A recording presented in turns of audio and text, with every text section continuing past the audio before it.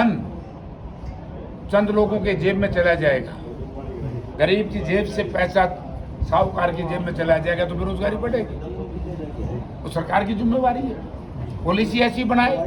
आज तो तमाशा हो रहा है, एक किसान 3 एकड़ देके और ये शॉर्ट टर्म लोन लेता है 3 लाख रुपये, है कि नहीं बात? KCC loan.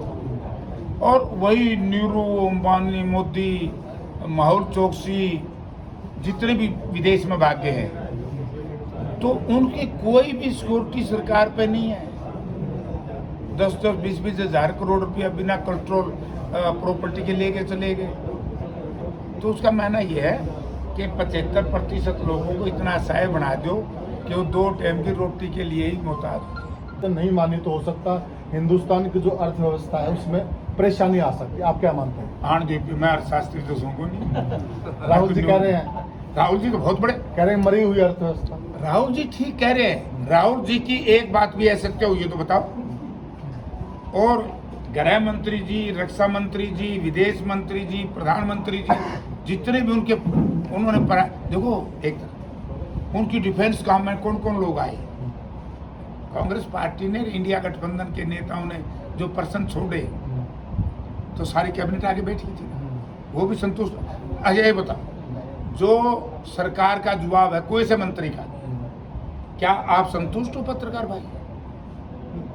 एक पत्रकार ने थोड़ा लिख दिया था और जंजरा मिठाई दिया, हम भी उल्टे ना बोलिए, पकड़ लीजिए। तो साथियों ये थे जयप्रकाश जी, इन्होंने खुलकर बात है ना कमाल की बात। जयप्रकाश जी, एक पर छोटा प्रश्न, जैसे जैसे हमारे देश की जो जनसंख्या वो बढ़ती जा रही है, वैसे वैसे बेरोजगारी और साधुओं की संख्या ज़्यादा बढ़ती जा रही है, इस बारे में आप क्या कहना चाहेंगे? देखिए, बेरोजगारी तो इसलिए बढ़ रही है जो भारतीय जनता पार्टी आरएसएस के उससे मूल मंत्र से और नियम से, कायदे से। आरएसएस के थे शायद गोलवालकर साहब की जो पॉलिसी है, किताब उसमें पढ़ लेना।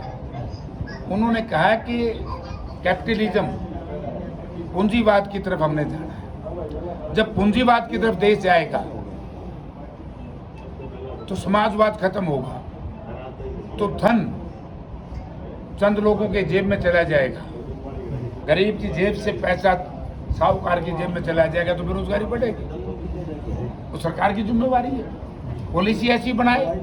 आज तो तमाशा हो रहा है, एक किसान 3 एकड़ देके और ये शॉर्ट टर्म लोन लेता है 3 लाख रुपये, है कि नहीं बात?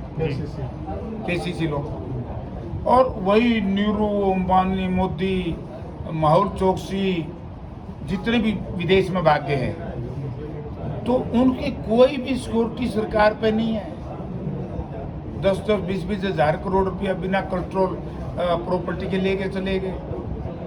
तो उसका मानना यह है कि 75% लोगों को इतना असहाय बना दो कि वो 2 टाइम की रोटी के लिए ही मोहताज हो।